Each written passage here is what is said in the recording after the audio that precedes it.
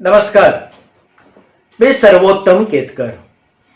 1922 साली जळगावातून इयत्ता 7वीची परीक्षा पास होऊन दत्तात्रय धांडे नावाचा एक तरुण मुंबईमध्ये दाखल झाला. त्यावेळेला इयत्ता 7वीला फायनलची परीक्षा म्हणत असत आणि या फायनलची परीक्षा पास झालेल्या माणसाला सर्वसाधारणपणे सरकारी किंवा निमसरकारी खात्यामध्ये अतिशय सहज नोकरी मिळत असे. मुंबईमध्ये दाखल झालेल्या या दत्तात्रय धांडेला मुलकी विभागामध्ये एक बऱ्यापैकी कारकुनाची नोकरी लागली. त्याचा जीवनक्रम यथासांग किंवा यथास्थित म्हणावा असा सुरू झाला. दत्तात्रय धांडे हा तसा हिकमती तरुण होता. त्यामुळे लागलेल्या नोकरीवरती शेवटपर्यंत आपला प्रपंच नेटत यावा असं त्याच्या मनामध्ये कधीही नव्हतं. म्हणून त्याने बाजूला म्हणजे नोकरी करण्याच्या नंतर इतर फावल्या वेळामध्ये आपलं शिक्षणही सुरू ठेवलं होतं. आणि हा दत्तात्रय धांडे नावाचा हिकमती तरुण 1930 साली वकिलीची परीक्षा पास झाला. आपल्या अंगामध्ये असणारी धमक आणि त्याच्यावर त्याचा स्वतःचा असणारा विश्वास इतका गाढ होता की वकिलीची सनद मिळाल्यानंतर 4-6 महिन्यामध्ये त्याने आपली मुलकी खात्यामध्ये असलेली नोकरी सोडून दिली आणि पूर्ण वेळ तो वकिलीचा व्यवसाय करायला लागला.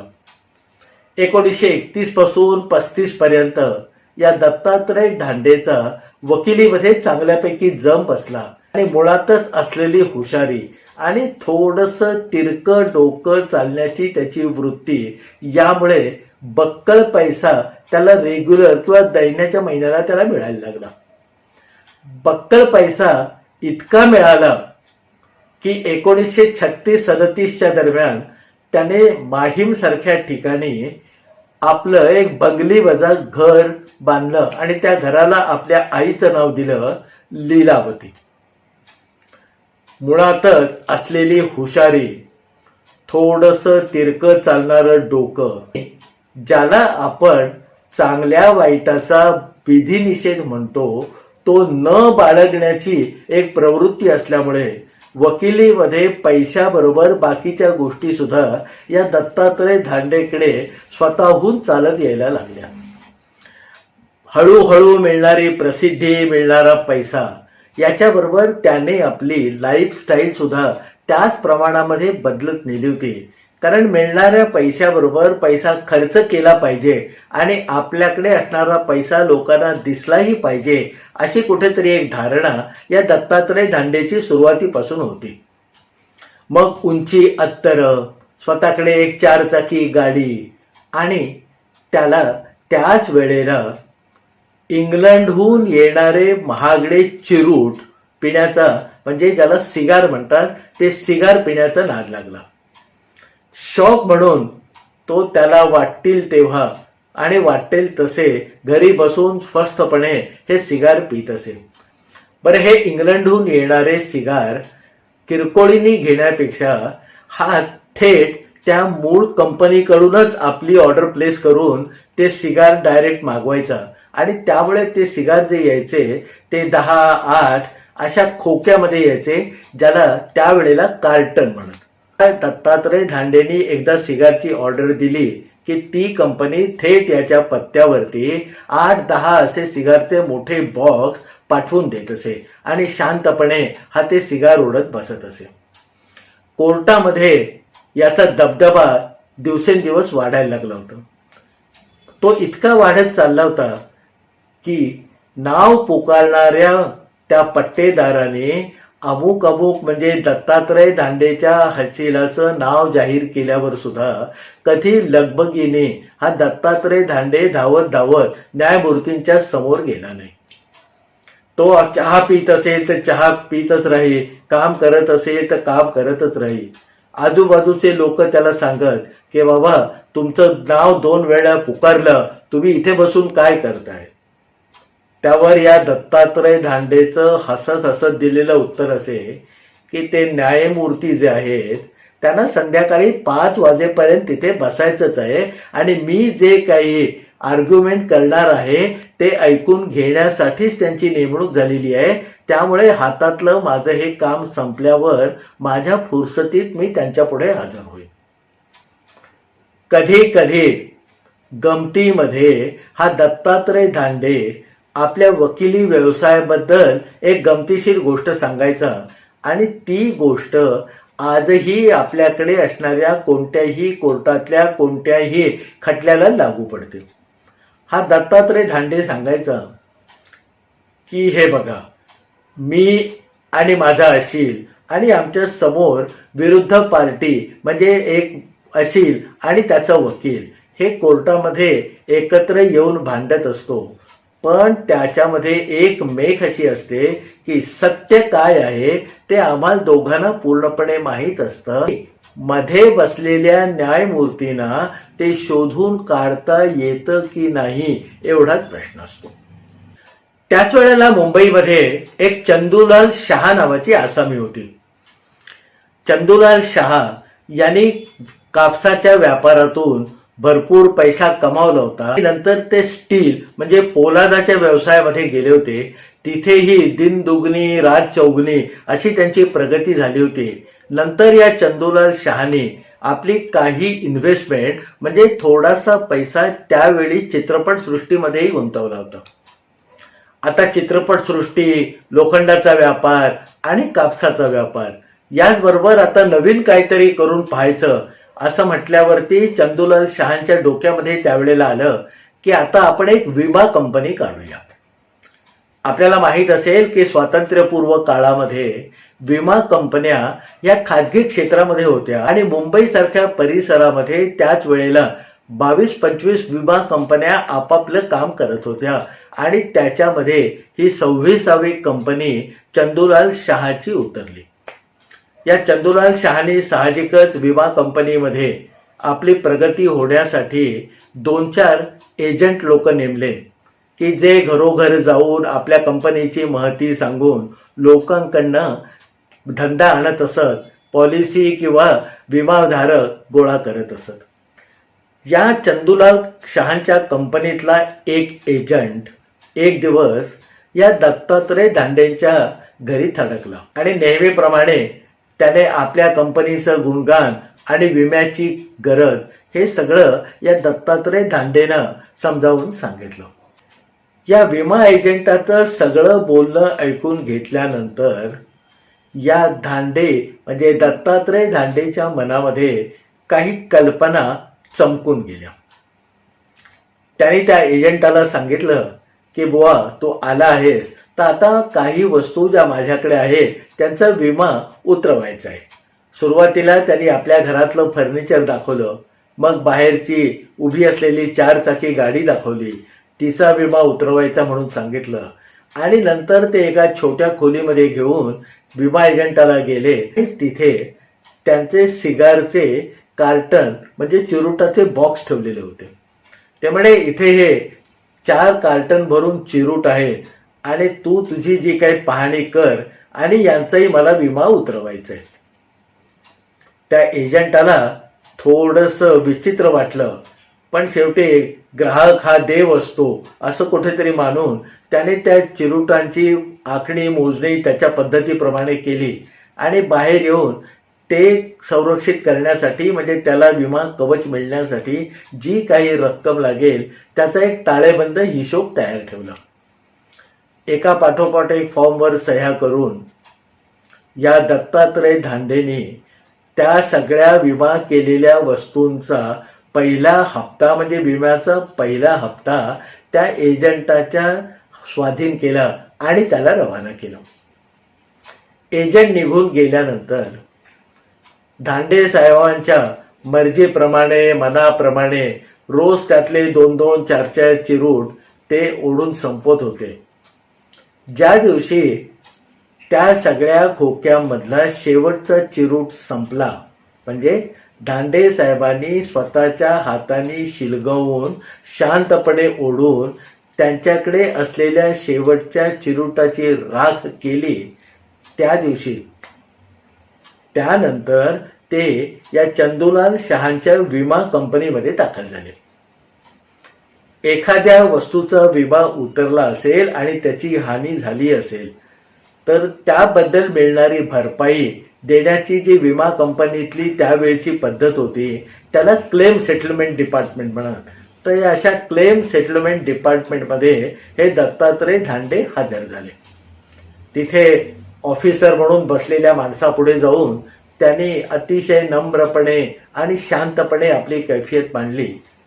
दत्तात्रय धांडेंनी आपली कैफियत मांडता मांडता आपल्या बॅगेतून त्यावेळी विमा उतरवलेले सगळे कागद बाहेर काढले आणि त्या ऑफिसरच्या समोर ठेवून त्याला शांतपणे सांगितलं की आपल्या कंपनीकडून माझ्याकडे असलेल्या चिरुटांच्या खोक्याचे म्हणजे त्या कार्टनचा विमा मी उतरवलेला आहे आणि गेल्या काही महिन्यामध्ये हे सगळे चिरूट आगीच्या भक्ष्यस्थानी पडले आहेत.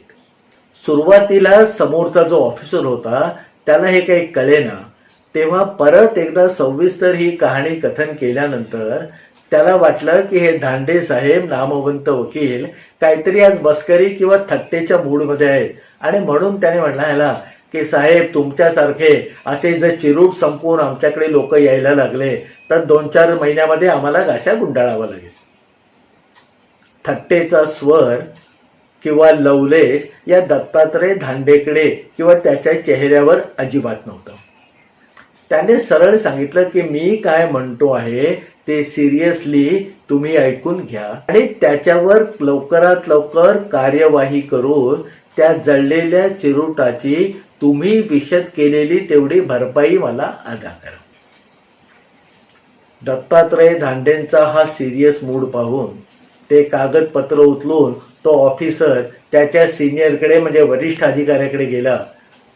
त्या वरिष्ठ अधिकाऱ्यालाही हे काही पटलं नाही म्हणून त्याच्यापेक्षा वरिष्ठ अधिकाऱ्याकडे गेला. प्रत्येक ठिकाणी जाऊन या दत्तात्रय धांडेंनी आपली कैफियत अतिशय नम्र स्वरात पण ठामपणे मांडली की मी विमा उतरवलेले माझे चिरूट आगीच्या भक्ष्यस्थानी पडले आणि म्हणून तुमच्या कंपनीने मला भरपाई द्यायला हवी. त्या कंपनीने म्हणजे चंदूलाल शहांच्या त्या विमा कंपनीने यांचा जो दावा होता चंद्रकांत धांडेंचा आपल्या चिरूटांच्या भरपाईबद्दलचा तो निखालसपणे फेटाळून लावला. दत्तात्रय धांडे तिरक्या डोक्याचे वकील त्यामुळे त्यांनी त्या विमा कंपनी विरुद्ध कोर्टामध्ये खटला दाखल केला. खटला जेव्हा उभा राहिला त्यावेळेला तिथे बसलेल्या न्यायाधीशांनी कागदपत्र तपासून पाहिले आणि दत्तात्रय धांडेच्या बाजूने न्याय देऊन टाकला. ते म्हणे त्यांचे चिरूट हे आगीपासून विम्याचं संरक्षण देणारे होते आणि आगीमध्येच ते जळलेले आहेत त्यामुळे विमा कंपनीने ही भरपाई दिली पाहिजे. चंदूलाल शहांच्या कंपनीला खरा म्हणजे हा धक्का होता पण साक्षात न्यायमूर्तींनी न्याय निवाडा दिल्यानंतर आता अधिक हे काही प्रकरण वाढवायचं नाही असा समझोत्याचा मार्ग स्वीकारून त्या चंदूलाल शहांच्या कंपनीच्या वकिलाने त्या न्यायमूर्तींना सांगितलं की न्यायमूर्ती महाराज आपला हा निर्णय आम्हाला मान्य आहे पण पुढच्या 8 दिवसामध्ये त्याची जी काही भरपाईची रक्कम आहे ती मी दत्तात्रय हांड्यांना अदा करू.